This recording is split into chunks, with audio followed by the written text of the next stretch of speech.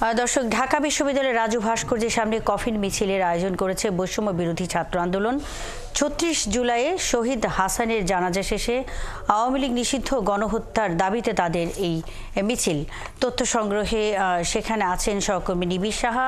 আমরা চলে যাচ্ছি তার কাছে। নিবিড়, কফিন মিছিল কি শুরু হয়েছে কিনা, আর কি কি দাবিতে এই মিছিলের আয়োজন করেছে বৈষম্য বিরোধী ছাত্র আন্দোলন?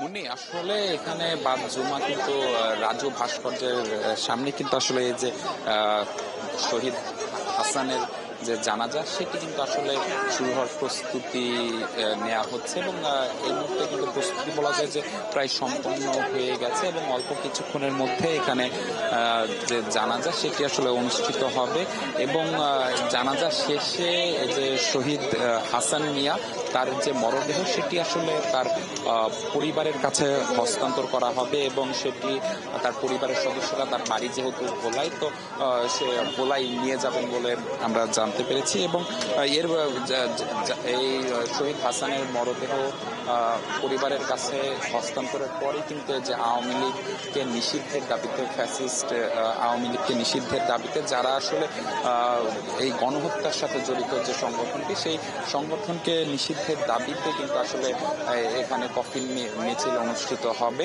তো আমরা যেমনটি দেখছি যে আসলে এই মুহূর্তে কিন্তু জানাজার যে প্রস্তুতি সেটি কিন্তু আসলে সম্পন্ন হয়ে গেছে এবং অল্প কিছুক্ষণের মধ্যে এখানে কিন্তু জানাজা অনুষ্ঠিত হবে। এবং জানিয়ে রাখি যে শহীদ হাসানের বিষয়ে আমরা যেমনটি তথ্য পেয়েছি পরিবারের মাধ্যমে, যেমনটি জানতে পেরেছি, পাশাপাশি বৈষম্য বিরোধী ছাত্র আন্দোলনের মাধ্যমে আমরা যেমনটি জানতে পেরেছি যে আসলে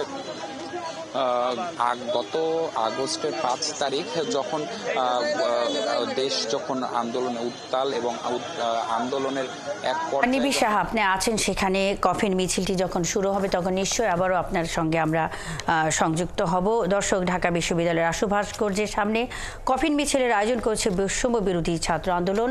সেখানে রয়েছেন সহকর্মী নিবিড় সাহা, তিনি জানাচ্ছিলেন সবশেষ খবরাখবর।